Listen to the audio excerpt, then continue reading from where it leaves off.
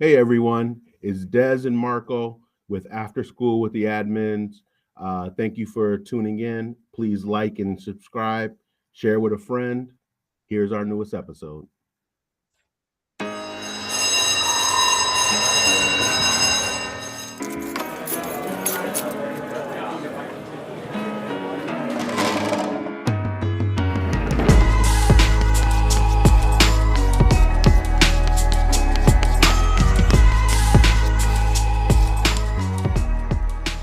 Welcome, everyone. We are here for another episode of After School with the Admins. I'm your host, Marco Torillo, and I'm here with my co-host. Des Caldwell, good morning, good afternoon, good evening, whatever time of day it is that you're listening. We appreciate you joining us. Marco, I'll let you do the introduction. Well, we are here today with another fantastic guest. We have speaker, writer, and active still principal, Dr. Salome Thomas-El, also known as Principal L. Thank you so much for joining us today. Yes, sir. Thankful to be here. Listen, I hit 40 years this year in education. So you young guys are really giving me some inspiration and motivation for sure. 40 years. God 40 bless. years, sir. Good for you. 25 as a principal. And Woo! that's hard work. I got people ready. I got a buddy telling me now he ready to quit after 1 or 2 years. Listen, I want to thank you for referring to us as young. Uh, Yes. because I'm in year 25, and I What? tell you, I went out to dinner with some family a couple weeks ago, and one of the family elders on my wife's side said or asked, "What are you middle agers doing?" And I haven't been the same since. Right. I was like, You "Who's she tell talking to?" Well, you tell him call me up so I let him know you still a young man. I appreciate it. I needed that. Well, we always love to start our episodes by asking the guests the question of if they can just tell us about yourself and tell us about your journey into education. So my journey is a unique one, and I can say that without hearing any of your other guests, because um, I was I was on track to work in sports television. In high school I was a basketball player. I wasn't very good. I mean, to the point where my teachers and counselors, because I thought I was going to go to the NBA, basically told me I can't jump over a credit card. So they said you are not going to the NBA, right? They said, but you're smart enough to get an MBA, and I was raised by, single mom, raising six boys. And my mother didn't go to college, but one of my children, she would always say, one of my children has to graduate from college. My older brothers weren't graduated from college. And those teachers said that, our goal is to help you get to college and graduate. My mother never owned a car, never had a driver's license, from New York City, born in South Carolina, moved to Philly. I was raised in North Philly. Same housing projects as Dawn Staley, coach of the South Carolina championship women down there. And those teachers helped me to get into college. I graduated. My former high school English teacher helped me to get a job for NBA Entertainment. I was a production assistant, working for the NBA beat. We were producing 5-minute features at halftime of NBA games, and spent a day with Michael Jordan, Larry Bird, Dr. J. One day with Charles Barkley was very interesting, trust me. But all of these NBA players would talk about their former teachers, their former coaches. And my teacher said, come in and talk to our students about your job in television. I went into a high school on a career day, and I started telling the kids that, if not for your teachers, I wouldn't be here in front of you today. That they literally drove me to school, picked me up, did whatever I needed to make it. And a few of those kids said to me, if those teachers helped you, how come you aren't a teacher? The first time somebody ever questioned me about what I had been doing, or the choices I made. And those kids were right. Those teachers raised me, supported my mom, and I made it out the community, and I didn't come back to give anything. I walked into my TV job. I quit. I got a master's degree and came back to the same high school and started teaching. Thought the kids would welcome me back and say, welcome back, Mr. L. They said, you were a fool to leave that TV job. We were looking for you to help us get a job when we graduate. These high school kids can be very concrete. Des, you know that, right? So, For real, for real. so, but I knew right away I found my home. I knew that those kids will make you feel like you can walk on water. No matter what you say, what you do, even if they don't like it, they make you feel like you are the best thing to ever happen, to them. And they may not ever tell you that, but they can give you that feeling. But I also had some students who were struggling in high school, struggling in middle school, struggling in elementary school. And I knew I had to find a way to reach those students, before high school. And so I took a job at our feeder middle school. And in 10 years, we lost almost 20 young people to murder in our community. And I said, I've got to find a way to teach these students that they could choose the behavior, but they can't choose the consequences. And that was when I decided I was going to start teaching students, to play chess. And that's really how I launched my whole teaching career. My whole career as an author, speaker, was really behind finding ways to help students not only see the turn, but see around the turn. And it started with in the high school, making that decision to become a teacher, and then making that decision to go into a middle school and reach students. Because as Marco, as you know, those middle school students, one day they're adults, the next day they're 5 years old. They can't make the decision, but it's a very, very tough age group, as you both know, and those young people need the most help. So that was really my entry point, and I just never looked back after that.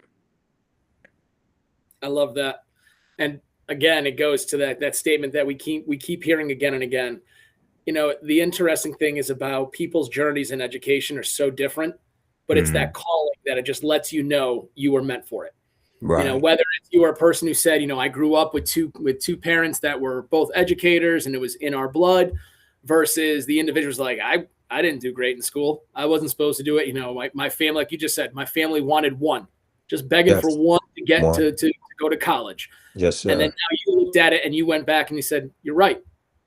I was successful. I had everything going my way, but you know what? You're right. I should be coming back and doing the exact same thing. That calling hit, and that calling told you this is what you are supposed to do and what you need to do now.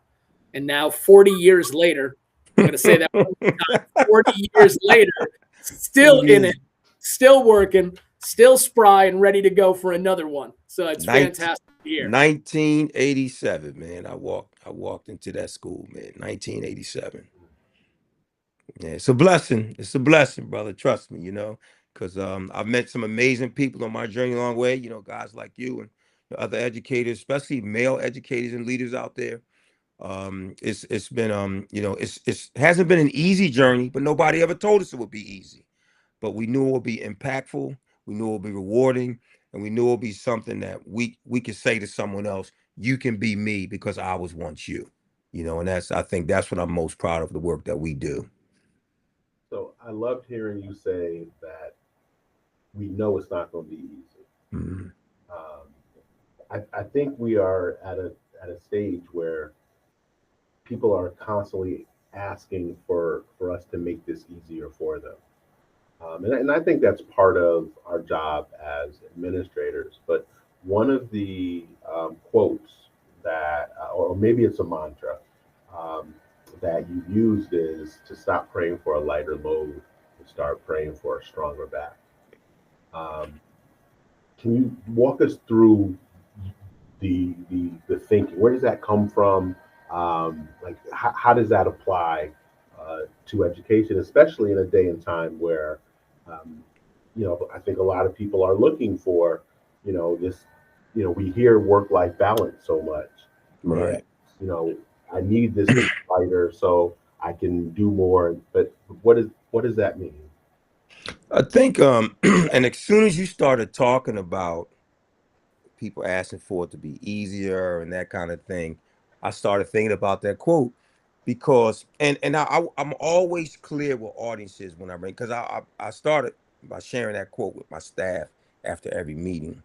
But I'm very clear in the beginning that I'm not saying that your load shouldn't be lighter. I think what I want to communicate is we know that load's not going to get any lighter. So let's stop praying for that. Because as a matter of fact, they're making it heavier every day. Every time we ask for a lighter load, they put more on our plate and they shrink the plate, So, but what I want to focus more on with that quote with people is the stronger back. Because the stronger back is who we are. It's the village. It's us supporting one another. It's the three of us on this podcast that could potentially reach thousands of millions at some point. And just the information we share, but also being vulnerable enough to say, hey, we're still learners. We haven't figured it out yet. We're going to try to see if we can talk today for an hour or so and help you.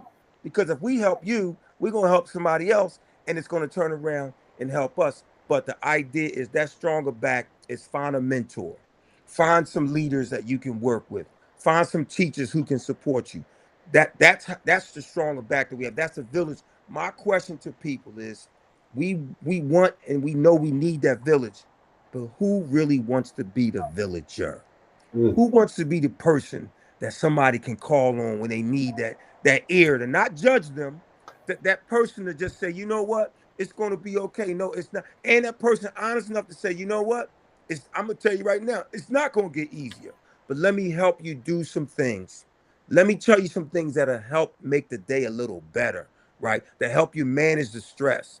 Let me have you talk to somebody that might find some systems to support you.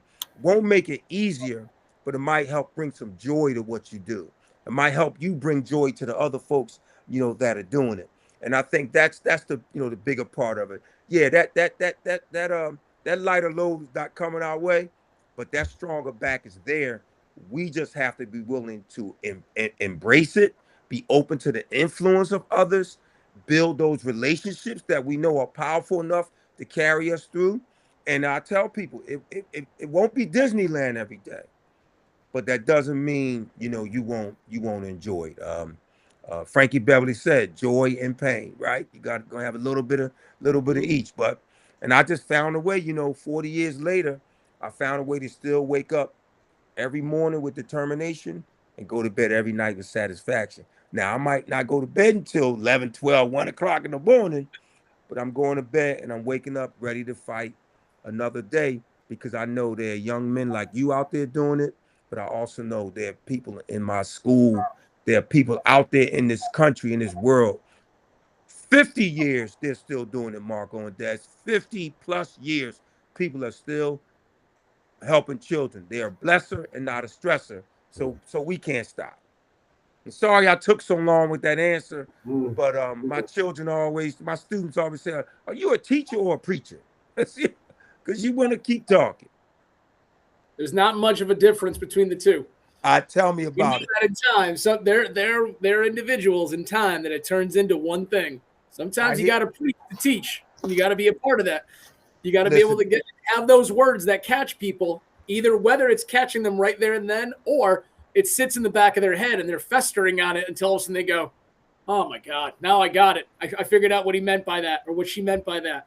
And then they're coming the next day going, "I couldn't sleep last night because all I was thinking about was that quote you said. And then now you got me thinking, now I got to do this." It's like, why do you think I said it? Why do you think I said it? But that's it though, right? Like, you get it when you are talking about something you truly know and you are truly passionate about. You can only go for so many, seconds before that feeling starts to hit you, and you're not teaching anymore at that point, right? You preaching, right? Preaching. Before you know it, there's some call and response. It starts to feel good, and you might hear a whoop, and it's where it goes. So, to me, those were always the best teachers. Yeah, these children that keep us on our toes and our knees every day, man. Right. Right. But you got to love, I love the fact that you said that statement about we want to have that village, but not, do you want to be that villager? Like, do you want to be that person that's helping build it? And I think about when you were saying about it, like that fighting, the kids deserve that. And I think about the fact of when you know it as an educator, you're a fighter. Mm-hmm. No matter what, like you wake up every day, no matter if you're tired, beaten down, whatever, you get up one more time and you're ready for that for the kids because you know what you're doing it for. And you want to go for the next day and the next day and the next day. And, you walk in with that same energy of ready to go. Some days you need to build a little back into it. Other days you're ready to go right from the get-go, but you never stop. And you can hear that in your voice, the way that you talk and the way that you say it I can picture you at a staff meeting up in front, getting that motions and getting ready to start going, like trying to get everyone, like whether it's I got something to say or it's we're getting people feeling good about what's going on. And you can feel that, and that's infectious when you Yes, start sir. working with individuals who have that. And I think that fighter is inside, and you got to have that if you want to be able to be successful as an educator. Yes, sir. Yes, sir. So hearing that, Mm-hmm. make a statement about that. Every child needs one person that cares about them. Mm-hmm. How do you think schools can build that? And I know it sounds simple, but we Right. also know at the same time that isn't always as simple as it sounds. How do we do it?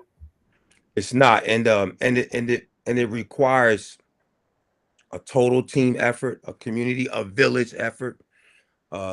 And I think we start with just one kid at a time. My mantra has been every child deserves to have at least one person be crazy about them. And it starts really with us creating those positive school cultures of joy.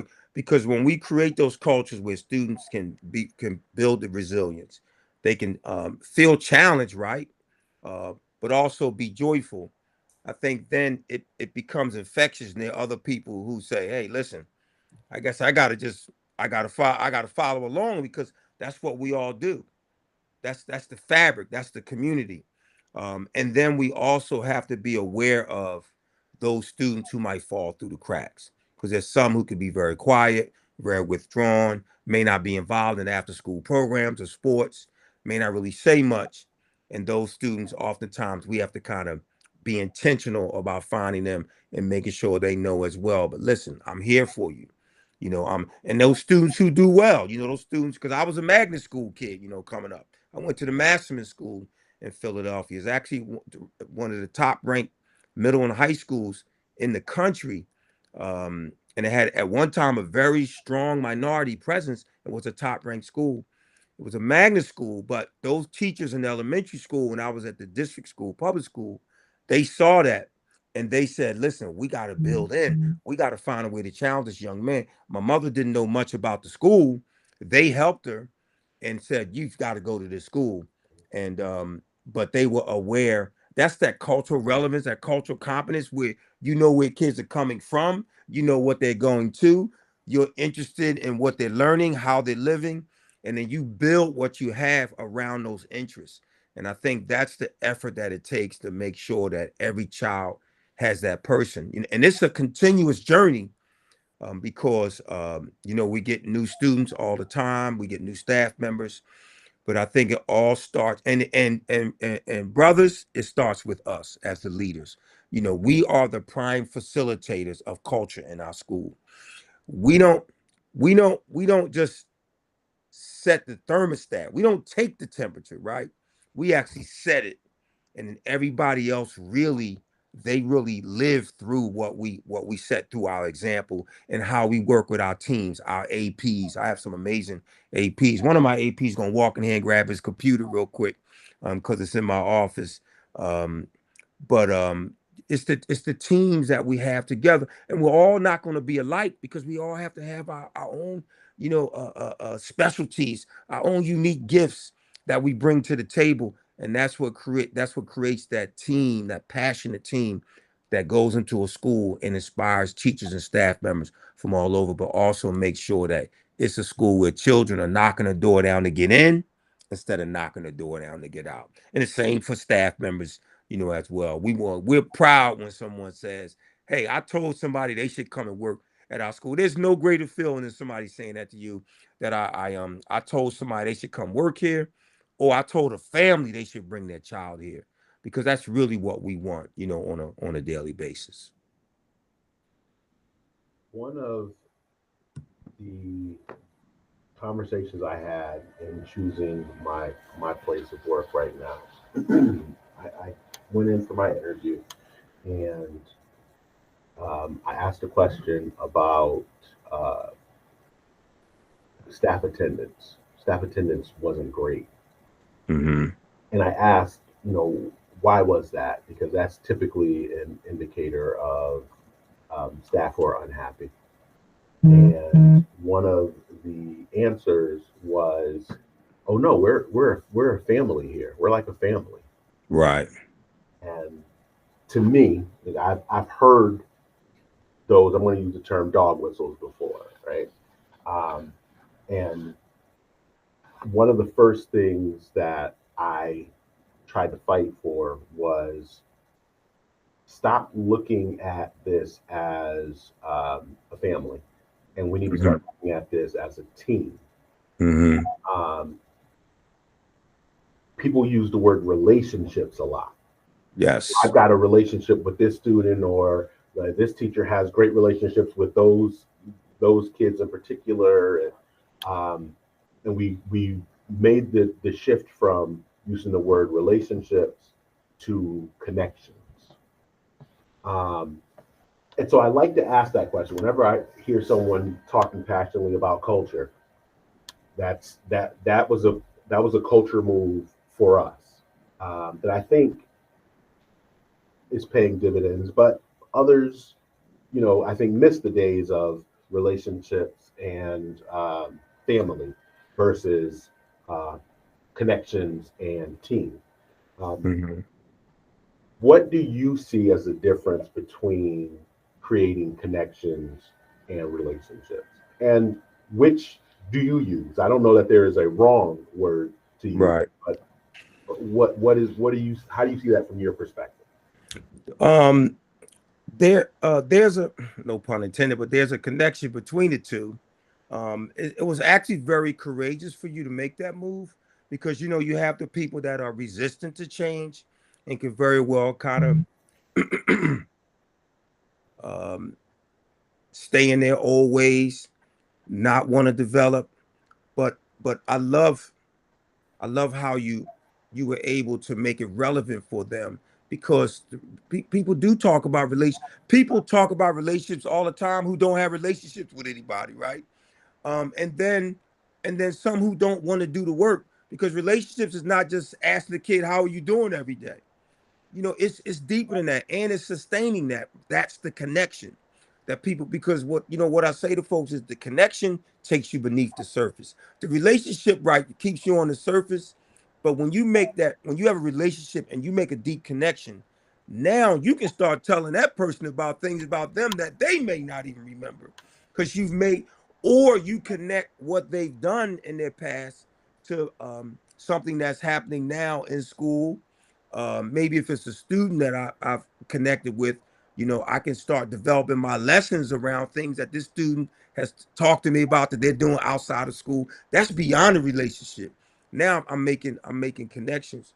So, to be quite honest with you, I use a little bit of both, because I believe, and because also trust is very important. And there's some children are not very trusting, and rightfully so, because adults haven't done right by them. So before you can, and trust is the engine that drives relationships. So before you can develop that relationship, that child's got to connect with you or something to get them to buy into how am I going to enter into this agreement with you where we're both going to trust each other. Um, so I've probably relied on connections more than I even understood until this conversation. But it truly matters. I mean, I did a webinar for Seven Mindsets recently, and a lot of their work is really centered around growing the connections that we have with young people, but also with each other as team members, as colleagues. So I believe they're both powerful, but the deep relationships that are sustained, that are powerful, that are meaningful, are those that have a foundation of connections, and ones that we know that our students can relate to, but also our families, as well. Because we could talk about being a family, but they're families that don't even speak to each other. They're families that don't work well together. But to be a team, there's no collaboration without being a good team. There's no elevation. I like to rhyme to my young people. They complain about it, but they at the end they say, "You got bars, Principal Well. You got bars."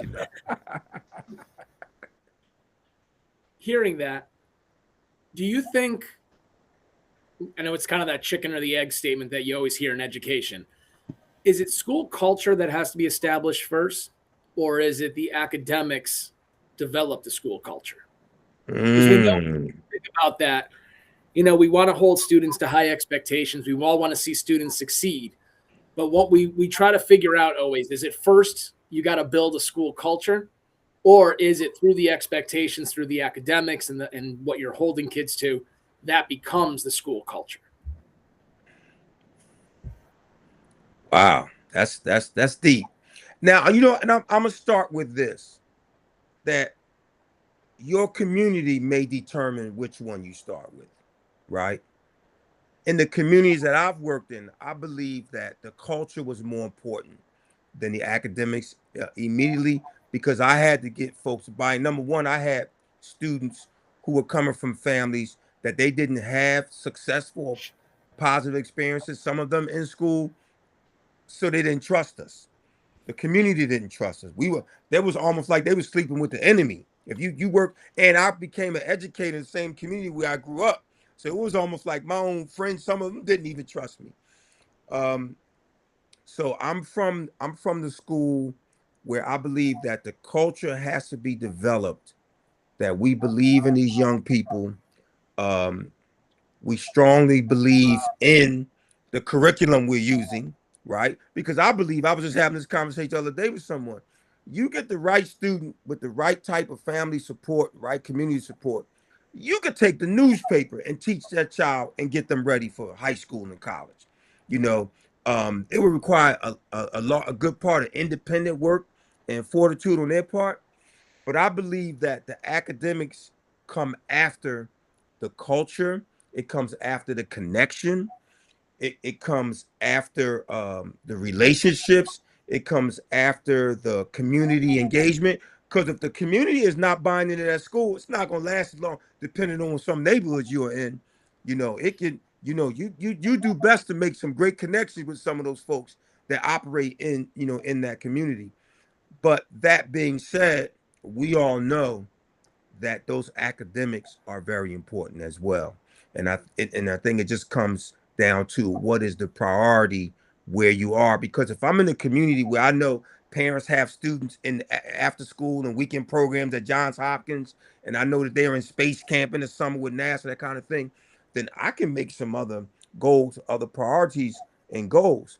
But if I know that's not happening, and the only place those students are getting that is in the school, then it means I have to develop basically what I call a learning culture, right? Because we all have to understand as educators that the impact of an educator, a teacher, a leader, a principal is not based solely on our ability to teach, but rather our ability to learn and be curious.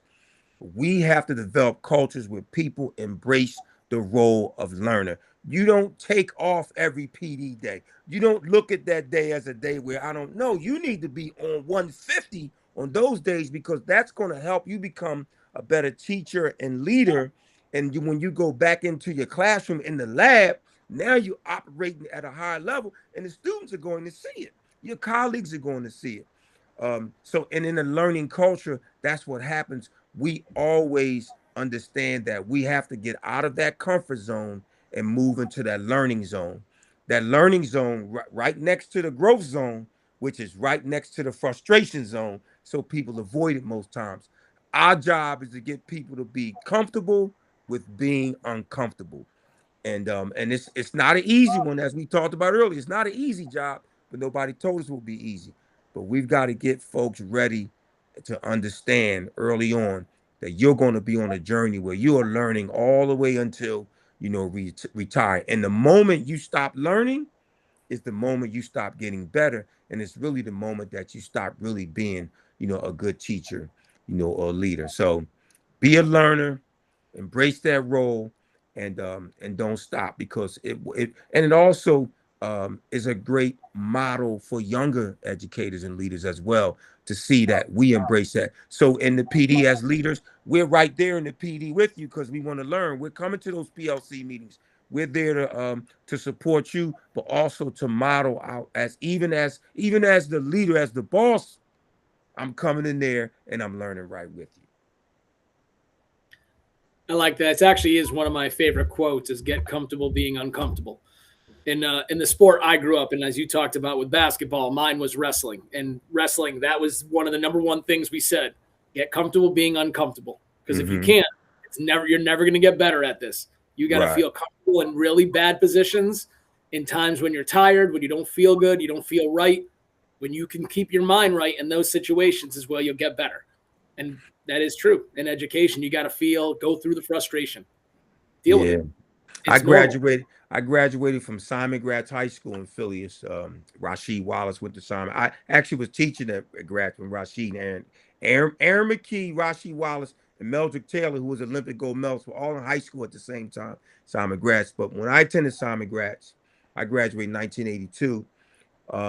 We had the number one, it's an all-black high school, number one wrestling team in the city, 7 years, 7 consecutive years. I mean, these guys, they had their own fraternity, like the high school wrestling, and they're still close today. These guys are still close today, these wrestlers, man. And I tell my students here, I'd love to at some point start a wrestling program, great discipline, teach you resilience, creativity, flexibility. But yeah, so I admire that, sir, because I know what it takes to get that done. But also, the guys that I went to high school with, I saw what it did, for them. Many of them coming from tough communities, but that wrestling team, that was their home, that was their family, that's what we do. So much respect to you, for that, especially coming from a basketball player, because we complain when somebody just bumps into us. But we had one of our girls that just graduated a couple years ago. She's actually wrestling in high school, and I didn't know she was into wrestling when she was here, but I just saw something recently. Did a story on her. She's actually a high school wrestler and very good. Yeah. Very Number good. one growing sport in the United States right now is female wrestling. Is it? Yep. It's one of the number one things growing, and even Olympic team right now, U.S. has the best Olympic team for female wrestling. They've grown. Now they've got collegiate sports are growing all across the nation. Division ones are now picking up programs, which is fantastic. Well, But it is a great that quote resonates because of that one statement, because it is something I lived off of, but it does fit directly with education in every way. Yes, sir. Hearing that though, also then, because you want to make them embrace it, how do you support teachers to be able to start to embrace that?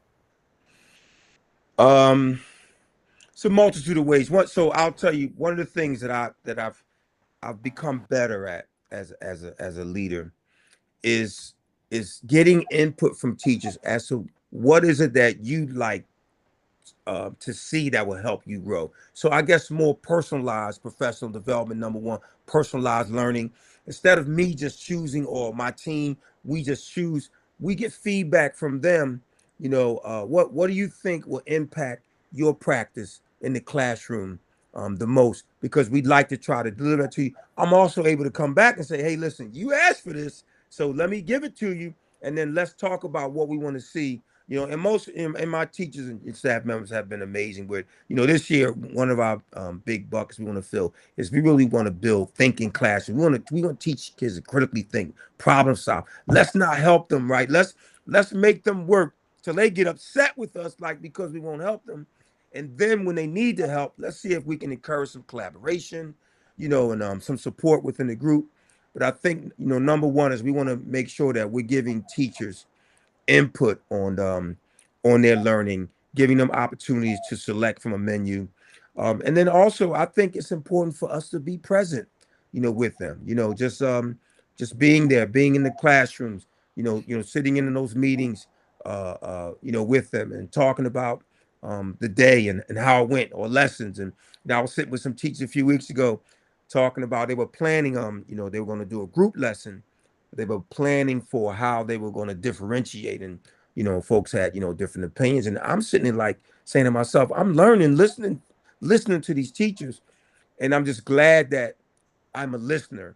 And I said, I wonder how many leaders out there realize how important that is as a skill for leaders.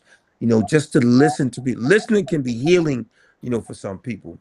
And so if we really want to support them, we have to hear them. And then also, be willing, a teacher, if a teacher will benefit from spending time, with a veteran teacher, be the person that says, hey, I'll come in and cover that class for you. I already know it's probably not going to go well when I come in and cover your class. The teachers already know, you know.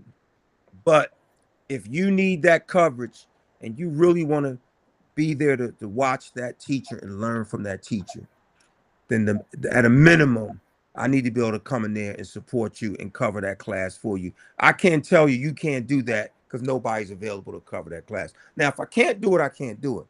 But if I can do it, I'm going to come in and do that for you so you can get better, because my number one goal should be to help you improve your practice.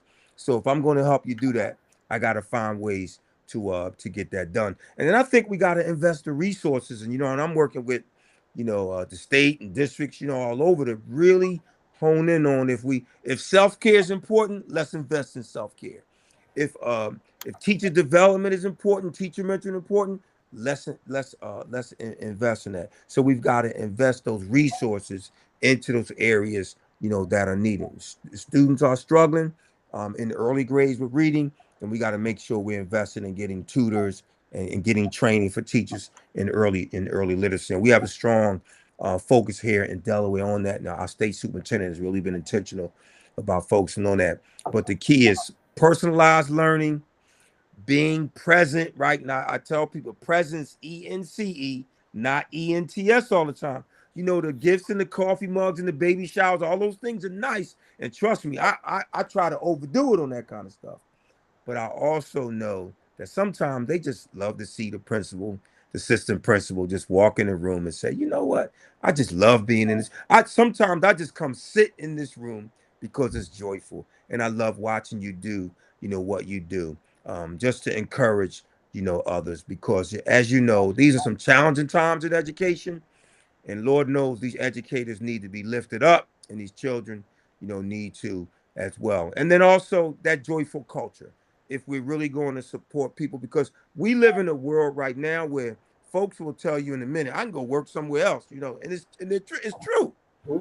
Um, and hiring teachers now is like the Hunger Games. Like you got folks trying to hire but I also have to hold you accountable. Like I gotta support you and gotta hold you accountable, but I'm gonna do it in a way where I'm gonna tell you to go to hell, but you're gonna look forward to the ride, right? So I'm gonna push you, but I'm gonna be right there with you every step of the way. And you guys can use my quotes. You just got to give me credit for it. Just I Oh, stole don't it from worry, I'm somebody. writing them down already. So we'll get a quote. I stole it from somebody. I can tell you that right there. But yeah, really, investing in those folks and just building those joyful, positive cultures and giving them some input and also, you know what, making it fun and joyful for them as well, because they need to look forward to coming to work. So as I'm listening to you, I'm thinking about um, previous guests who have said similar things to being in classrooms, supporting, cheering on, um, and some of the feedback we received, and specific to TikTok, um, people have been upset at the idea that administrators are going to regularly be in their room. There's a feeling of leave me alone, trust me to do my job, stop coming in my room. Um, one one commenter said that's harassment that you are coming into my room every day. Um, and so I've received some negative comments regarding administrators being in classrooms. Um, Now, I have to imagine that those folks would be um, pleased to hear that you would go into a classroom and cover for a teacher so they could see another colleague. But I also think that there's some people who would push back even on that and say, I got this. I don't need to see anybody else. Right. How do you work with uh, staff who may feel like I don't either I don't need you to give me feedback because I've got this. Or there is a sentiment again very heavy on TikTok where people feel administrators were teachers that couldn't hack it, and so you left the classroom to then try to tell us how to do the job you couldn't do. Right. And look, I guess they said you can't hack it, get your jacket on. That's it. So, and listen, and I'm sure there are folks out there because I hear people say, I'm tired of this. I'm tired of breaking up fights. I'm going in administration. I say that's the wrong job to go into. If you number one, if you tired of anything, that's the wrong job to go into. But I said, I'll tell you right now, if you working with grown folks, because I remember telling my mother, my mother passed in 2002, and my mother used to drop some nuggets on me. And I remember when I wanted to become a teacher, I said, Mom, I want to be a teacher. And my mother was a paraprofessional in our school district. She said, best move you could ever make, just remember that every teacher is not a parent, but every parent is a teacher. She said, if you could just remember that and just focus on that they have, you'll be okay. When I called my mother and told my mom I wanted to be a principal, she said, boy, you don't lost your mind. I said, Mom, why would you say that? She said, why you want to? She said, who wants to supervise adults? I said, Mom, but I'm tired of breaking up fights in the classroom, the cafeteria. She said, don't you know as a principal, you will break up more fights between your teachers than you ever have in the classroom. They steal furniture, books from each other, cover it up, say they never saw it up. She said, but if you are going to be an effective principal, effective leader, you better realize that you're going to walk into a school and they're going to be teachers who have been there for principal after principal after principal. Some of those old ladies are going to be teaching the children of the children they taught. And she said, you're going to have to bow down and learn from them. She said, don't be arrogant. Arrogance is the Achilles heel of the school leader. She said, learn from those ladies. And that was, I patience my first speech as a principal. I said, Mom, you wrote my first speech to my first faculty meeting. I just forgot to edit out the part about the old lady. So I was in trouble my first year. I was young, but it was so true that I had to realize I had to learn from them. But right off the bat, I tried to create a culture with them that you have to be comfortable learning from me and my team. I said, I'm sure you know more than me, but I've been given this job because nobody in this building wanted this job. I've been given this job and I'm going to do my best at it. And I'm only going to be my best if you help me become my best. I can't become my best. You can't help me become my best unless I can come in and watch you do what you do. And when I come in, I'm not coming in for, oh, I got you. I'm coming in to say, yo, I got you. I see what you're doing. I love what you're doing. I need other people doing it. I can't teach them what to do if I'm not watching what you do. And I need you to start helping teach others do, what you do. And I just tried to create this. And I would tell teachers, don't stop doing what you're doing when I walk in your room. This is not public announcement. I'm here to see you. And I want to see the struggle. If I come in your room and everybody's got every answer right, I know you planned that lesson. And you're giving out pizza as soon as I leave, right? I want to see those students struggling, and I want to see you to helping them learn and tap into their own minds. That's the struggle is learning. That's the growth mindset. And my goal, and I've had some folks resistant to it, but I think as the leader, and then my assistant principal, my coaches, our goal is to help people become comfortable with us coming to, because if you're going to get better, because I know as a parent, I would never let somebody babysit my child who told me I couldn't put a baby nanny cam in the room. It's over. If you telling me I can't watch you watch my kid, you're never going to work for me. And so if you telling me you want to teach children in my school and you don't want me to watch you, then this is not the place for you. Now, there might be schools out there to let you do that, but not in the school, where I am, because I made a commitment to families that I'm going to make sure that the folks in that room are providing two things to your child every day: rigor and joy. And they both will be present every day. Your child's gonna come home tired from working hard, but they're gonna say, Mom, Dad, send me to school tomorrow because I want some more. I'm ready for round two. And that can't happen unless I'm in the room, especially when parents come and they want to question teachers. They want to ask about. I got to know what's going on now. I can't possibly get to your room every day. So I don't know if there's a principal getting to every room every day. I need to learn from them immediately because I'm struggling to get to rooms, every week. But I never want a teacher. And I had a teacher send me a note, and this young teacher, has passed away a couple years ago. She wrote me a note, and I'll never forget it. And she said, "Thanks for just always being a principal that we can see." She said, "Because my last principal, we only saw him in the yearbook."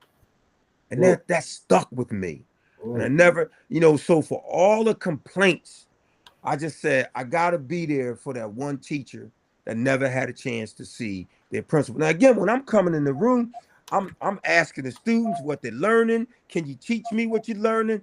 Teacher, let me know who can help me with the lesson, and I'm trying to say a little rhyme in there to make it fun for them. So I'm not coming in to make you nervous.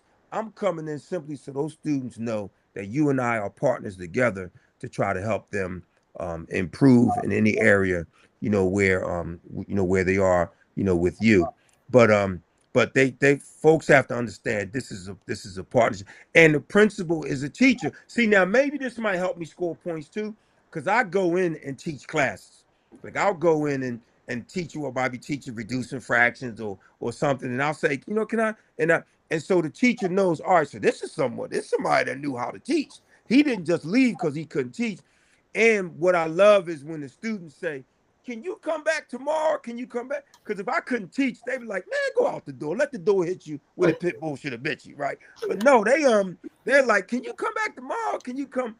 And so that affirms for me, that and the teacher sees that, okay, he has that rapport, he has that relationship.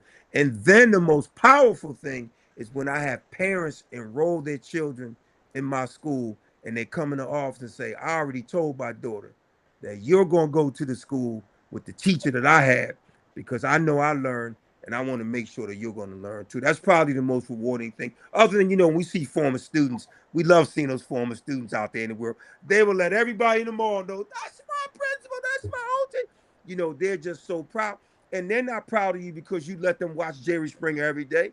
They're proud of you because you stayed on them. You made life hard for them because you wanted to be easier on them later in life. And so when we come into the room, teachers, we're coming in because we want you to know we support you, we love you, and we are on that journey with you. And if you have a principal out there that may not understand that, I'm willing to help you or help them, because we have to keep you in this profession. We got to keep good teachers in the teaching profession, and that can only happen if we're trying to get better on a daily basis. And it only happens when you're making sure you're on after school with these good men right here. I love what you were just saying there, because it's just it rang to me in the fact of like how what you have to do. It's almost like you got to show it to be a part of it too. Yes, sir. Don't just say the words, be the words, be those aspects. Go and be in those classrooms, do it. I think it was fantastic you say that part to it, because that's a truth. It's that same statement of that, when people don't see you, or they don't know your vision, you're out there, or you're not willing to try and do the same things you're telling them to do, you've lost.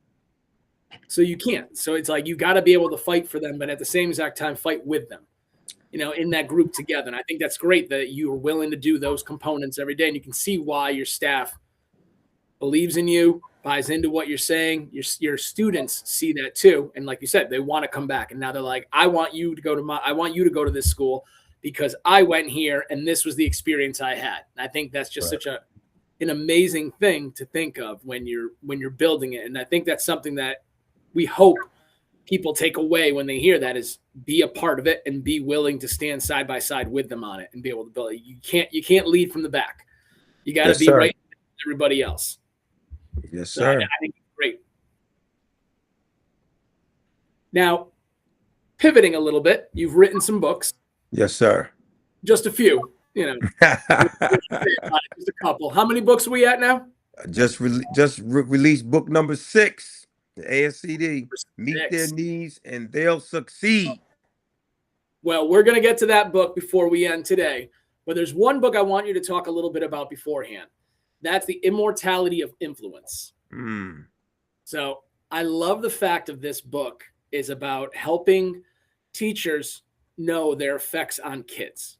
Because this was something, at least for myself, I was just talking about with one of my brand new teachers who's struggling, not struggling. She's actually a fantastic teacher.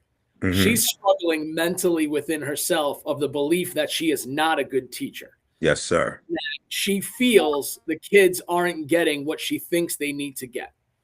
Or she's struggling with going home night after night, working so hard and feeling like the kids don't care about what they're learning.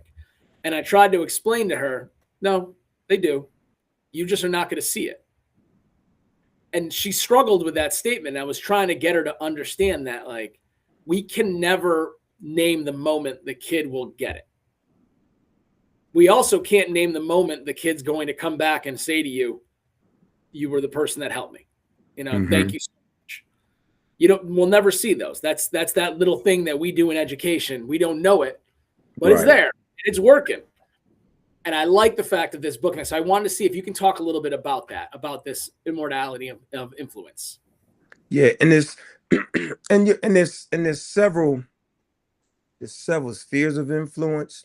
I mean, because you have the obvious one where you have the direct influence where you have someone you're working with, but you also have that unrecognized influence where you're influencing folks and don't even realize it, and years later they're telling somebody. Hey, as a matter of fact, I was returning from Virginia a couple of weeks ago. I spent a day at a high school there, visiting with some teachers there, just talking about building critical thinking problems. I'm on the way back. I'm in Philly Airport, and a young man stops me and he says, "Listen, you taught at Strawberry Mansion High School years ago when I was in high school. This was the high school I went back to when I started teaching. This is my beginning years." And he said, "You would never," he said, "Mr. Thomas," right? Because back then they didn't call me Thomas-El, just Mr. Thomas. He said, "You weren't my teacher, but I remember you." I said, "How you remember?" I said, "Man, I'm old now." He said, "I will never forget your face, never forget your name." And he said, "You weren't my teacher." He said, "But you being there in that school influenced me." And he said, "I'm a dean of students in one of our private schools, Friends Select, in one of the private schools here in Philadelphia. Very, very, a lot of Phillies baseball players, their children go to this school." And he said, "I'm an educator today because of the influence of people like you, and I was never in your classroom." I said, "Wow, what?" So I said, "Man, give me your number. I got it." So I gave my card, and he texted me, and I just said, "Man, that made my day to know," because we never know when we have the opportunity to influence someone. Young people are always watching, and it was a powerful moment for me. So we have those opportunities, and when we do, we have to be able to take advantage of them, because when we touch the lives of one person, we're really touching a whole different generation. Like, it may seem like one person, but imagine if that one person becomes a teacher. Now you got 30 kids every year, and then if you work in a high school and you got 30 kids every block, you're talking thousands of kids a year, every few years. You're impacting through your influence just so many other people. But it begins with us understanding, and going back to your story about the teacher, is there are going to be times we're going to doubt ourselves, but we have to know that we've been placed in this role for a reason. God placed all of us in the position we are in for a reason, and gave us challenges to make sure we were ready for the calling. And so when we influence others, in that book, I talk about the influence of fathers. There are fathers out here who don't understand how powerful their influence are. There's some who literally walk away from their children, let them walk into school every day and never able to say, I can imagine my children saying to somebody, "My dad doesn't know what school I attend, or isn't aware of what classes I'm taking, or doesn't know that I play sports." I can't. But there are fathers who do that. They don't, and that will influence your child and their relationship with their own children. That's why I was glad I had a strong mother, because my father didn't visit any schools I ever attended, never attended any of my basketball games. But and I would always complain about that. My mother said, "You got to think about this, and this is some serious influence." She said, "If your father had been in your life, you might not be the man you are today. So you might want to thank him for stepping away and allowing the other positive men who've influenced you, your teachers, your coaches, and all the other people who've helped you in the community, help you become the man and father you are." And it was powerful because I had to learn to let go. I had to let go of that because that wasn't in the plan for me. But luckily, there were male teachers. Most of my teachers were female. They basically raised me, but they were men, coaches, mentors in the community, all who wanted to influence me and in hope that one day I will become the type of man who I don't, some people when they say, "I can't believe they let you become a principal in the school district." I have friends say, "Man, I remember you grabbing the assistant principal's leg when he was gonna call your mother, begging." They said, "They let you become a principal." I said, "Yup." And I'm gonna make sure that every child that acting like me gets all the love that he needs, because children who need the most love ask for it in the most unloving ways. And I got some young people that would give an aspirin a headache. But if they're under my influence, my support, Marco, I got a million of my children say, "Principal, you need a book of Principal Ellisms." So I got a million of them. But if they're under my influence, my belief is that if I just need to believe in them until they believe in themselves. And when they do, they'll come around and I'll be waiting for you. And I tell children, I loved you before I ever met you. So there's nothing you can really do about it because you have nothing to do with why I love you. So you might as well just come on in and do what you need. You can call me all the names you want. You can call me bald head, wanna be Joe Clark, whatever you want to call me. Just be here tomorrow because I will be here waiting on you. Right. That is right. You in church, brother.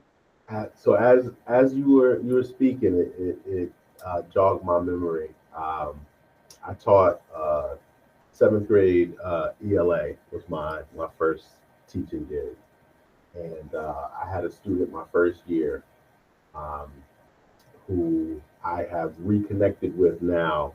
Um, she her daughter attended um, the school that I was principal at, and so we reconnected, and she reminded me of a day where she we were just talking about the books we had read, and she said, I can't talk about a book. I don't like reading. And I almost flippantly said to her, everybody likes reading, so Mm-hmm. don't know it yet. And so then I took the class to the library and let everybody else peruse. And then she and I spent time going through the stacks and like, what are your interests? And she left with some books, and Mm. she told her daughter that story. And her daughter then told her friends, when her friends said, "I don't like to read," her daughter would tell her friends, "You just haven't found the right book yet," and proceeds to help them find something that would be of interest. And I got to tell you, I completely forgot about that entire interaction because it was just a thing that happened over the course of one class period on one day of one random day in my first year of teaching, Mm-hmm. and has stuck with this former student who taught it to her child, whose child has now taught it to her friends, who may or may not continue. And it was almost a throwaway phrase for me, something I clearly believed in as an ELA teacher, but was just something. And it has always been a reminder to me of the power that we have as educators and what we say and how much it resonates with the students who are looking to us for whatever it is that they are looking for, and it is not always in education, or not Yes, sir. always a subject matter education, right? And so as you were talking, like that story came back to me, and it also always makes me think I'm having a not great day, and I say something to a child or to an adult. What power does that have over them and how they think, they feel, they behave?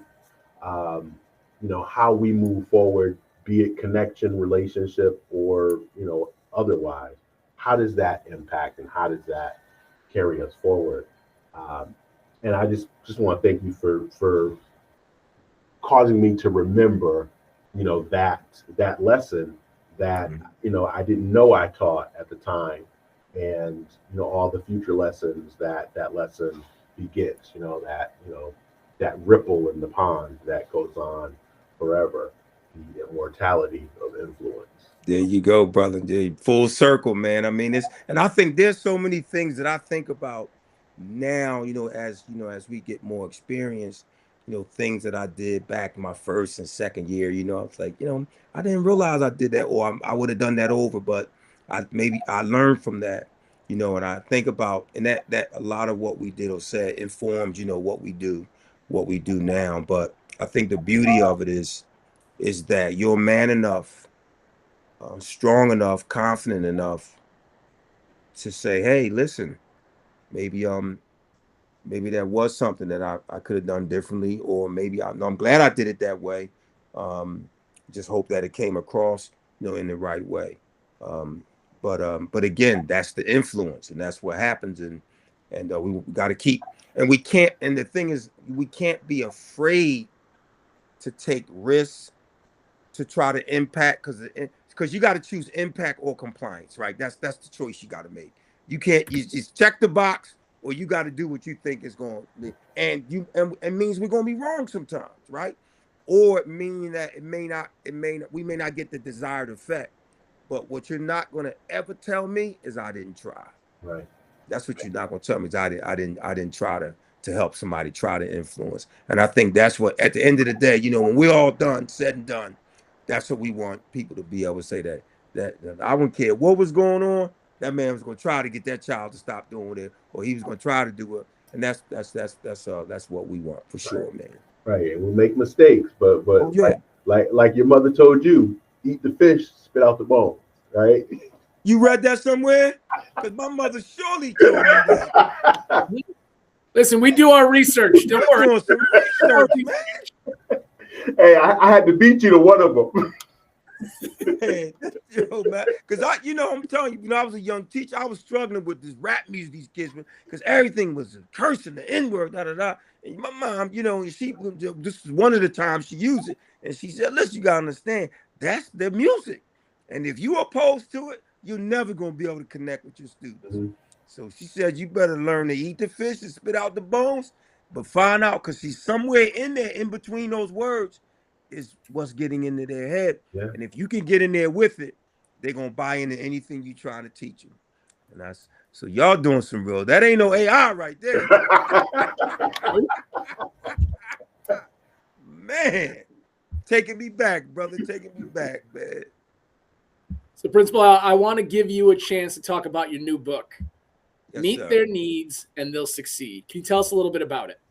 And and really, I'm sitting in the hospital 4 or 5 years ago on Father's Day, having my appendix removed. My daughter's upset, not because I'm in the hospital, because she baked some cupcakes that I'm not gonna eat because I'm in the hospital. And I'm sitting there, and these nurses are taking care of me. They're waking me up every 2 hours, giving me medication, and the doctors. And I'm saying to myself, listen, this is the kind of care that our children in school need. But we don't have the resources these hospitals have. We don't have the manpower, the human capital that they have. And I said, I've got, and then when I started telling these nurses I was a principal, man, they were all acting like I was celebrity. He's a school principal. And I was like, wow, they appreciate educators. It's just we don't get what they get. And I started saying, I said, that's going to be the book I'm going to write. Like, how can we meet the needs of these young people? and not have to draw, because we know the lighter load's not coming. So how can we help these young people with some of the resources we already have, some of the programs, after school programs, things we already have, and then what are we going to focus on? And the book is rooted in these 4 C's of school success, like crazy about kids, curious about their lives outside of school. That's your connections, right? um, Consistent adults in their lives. That's you two men, working together early on in your teaching careers, going separate ways, but staying connected, staying here, bringing the gospel to other people. And those consistent adults in the lives of young people. Many of these young people don't have consistency. And I tell people, even young people who come from affluent homes, oftentimes are dealing with different people all the time. Nanny here, this, there, that. So when they come into school and they got the same, and I tell them, if you don't believe me, take a day off from work. The young person that never says good morning to you come to you, where were you yesterday? Because they watch you. They know they want that presence. They love that safety and security that's there from that consistency. And then finally, the 4th C is that culture of community, of belonging, of love, of high expectations. And the book is rooted in these 4 C's, and it's all about creating these strong and powerful relationships that we know will sustain these young people through elementary, middle school, and high school. And I have some stories in there. I talk about my man Bones Highland. It's a big plays for Minnesota Timberwolves now, but he was drafted by the Denver Nuggets. I have a chapter on just trauma-informed educators. And the Lakers didn't draft Bones out of VCU. And Bones in high school had a big fire, jumped out the window, broke his knee. Doctor said he would never play high-level basketball again. He rehabbed himself in our middle school gym, came back, scored 50 points in 3 straight high school games, got drafted. Lakers didn't draft him. He scored 27 on LeBron. LeBron said, man, we should have drafted that young man. And he's averaging like 22 points for Minnesota over his last 4 or 5 games. Had some real trauma in his life, but he overcame that because of the adults. And he was a pretty decent chess player too. But joyful classrooms, critical thinking, and then I finish it off with community engagement, after school programs. And then the last chapter is about educators who are choosing to stay. Talking about what can we do? How can we create these schools with just what you gentlemen are talking about, on a regular basis? How can we create these cultures in our schools where teachers want to stay, where principals and assistant principals want to stay? Because there are people leaving our profession on a daily basis. They really are. There are administrators going back into the classroom, and there are teachers who are choosing other professions. We've got to talk to some of these leaders in these schools and find out, what are you doing in your school that makes people come back every day, year after year? And they're not all in rich and middle class communities. Some of them are in some struggling communities, but people are feeling like, I signed up for this. I feel like I'm connected with family. These children need me more than I need them, and I need them more than they need me. When I see them, I see me. When they see me, they see themselves, and I wouldn't be, any other place. We've got to find out what it is that's happening in these schools, and we've got to replicate it, because young people are not lining up to be in this profession, gentlemen. And I know I'm preaching to the choir, but the choir needs to be inspired too. We've got to find a way, because the best form of recruitment is retention. Best form of retention is recruitment. We've got to find a way to merge all of that, to get these teachers in our school, support them so that they will stay and reach that next generation. After we get done, somebody's got to still be there, for these young people. And that's pretty much what the book is really wrapped up. I got a bunch of stories I got stories of little Denise Pickett beating Arnold Schwarzenegger at a chess match, and all kind of just great stories about young people who have found their success. I got a story about a young lady we had a chess team. We didn't have enough money to take these students to the national championship. So I told her she couldn't go. My assistant principal accidentally gave her a permission slip. So she came to me and said, I got a permission slip. I got some holy water, some oil. Can I go, Principal L? And we were going to Dallas, Texas for the national. So this was going to be a plane ticket, not a school bus ride. I said, oh, Lord, how'd you get a letter? She said, man, she ain't gave me. I said, come on, we can't. So I said, know what? Come on, let's go. You're going to go with us. You're a good student. we went there, and my boys, I took mostly guys, a couple girls. We didn't think we'd be able to depend on her. That last round, almost everybody lost except that young lady there. And she got a draw. In a draw, she got a half a point instead of a win. We won the Nationals by half a point. Her half a point helped us win the Nationals. And when she came back to Wilmington, Delaware, they had the fire department, everybody here to celebrate that young lady because she advocated for herself. She begged to go. And when she came and she had a chance to shine, she shined. She did her thing. And because of her, we won the national championship in Dallas, Texas in 2014. It was a beautiful thing. So that's really what it's about, just finding a way to help these young people grow into their greatness and just making sure as the adults that sometimes we just got to get out of the way and just be there to support them along the way. That's another rhyme from Principal L, who walked on ice, never fell, spends his time in plush hotels. Thank you, sir.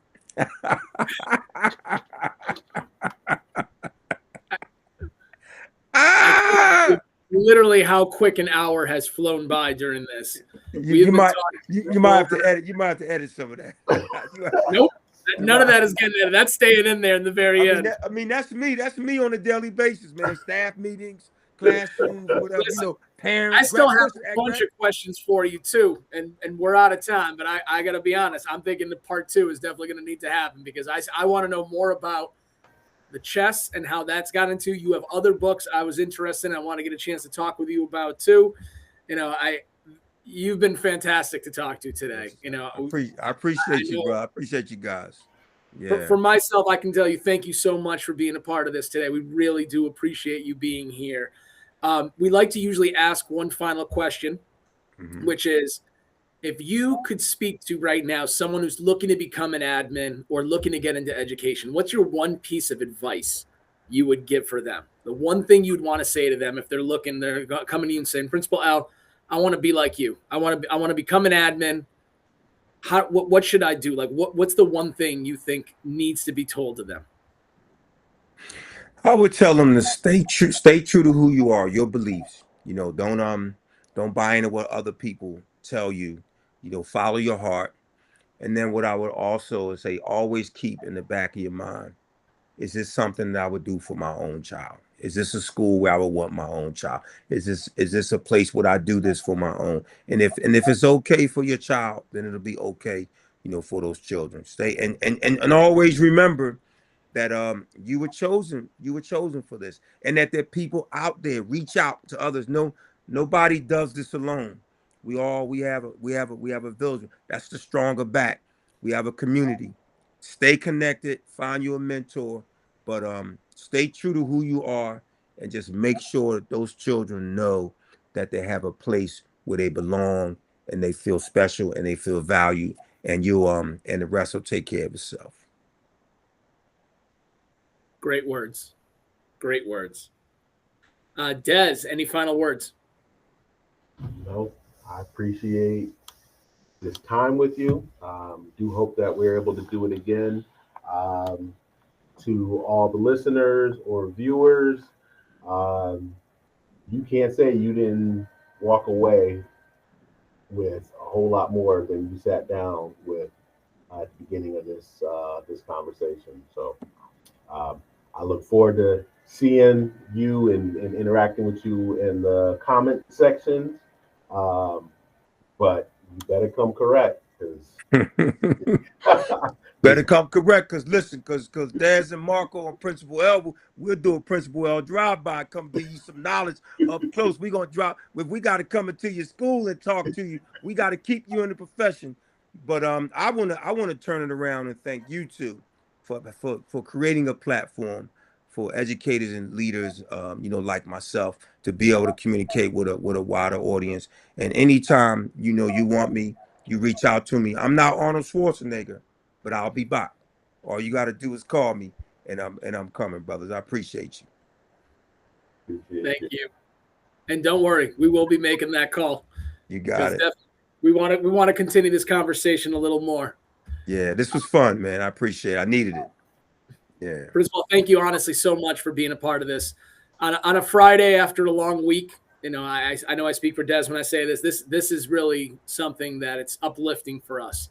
You know, in a way, it's our own version of professional learning because, you know, we know the job, like you said, it's tough, and we know it walking, and we all want to do our best. But it's great to hear other individuals doing that too, and like the things that they've done and the way they talk about it. And like we said earlier, like you're infectious in the way you talk, so it brings a smile because you can tell the joy you have for education, and it helps even us because we have that too. But we know sometimes that light gets dimmed a little bit by things around us. But we got to find a way to find each other and keep it going. And just, I thank you for everything you're doing in your 40 years of education. Yes, sir. Yes, and sir. I thank you for being a part of this today because this is great. Yes, sir. From the heart, brother. Appreciate you guys. Stay strong. Have a great weekend. Get some rest because Monday morning, they'll be waiting on you. Yep. Des, as always, love these conversations on Fridays. It's always a good time, and I thank you. With that, school's out.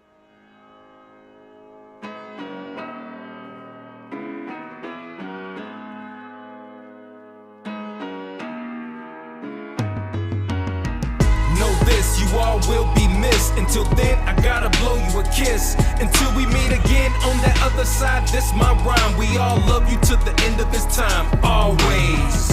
Know this, you all will be missed. Until then, I gotta blow you a kiss. Until we meet again on that other side, this my rhyme. We all love you to the end of this time.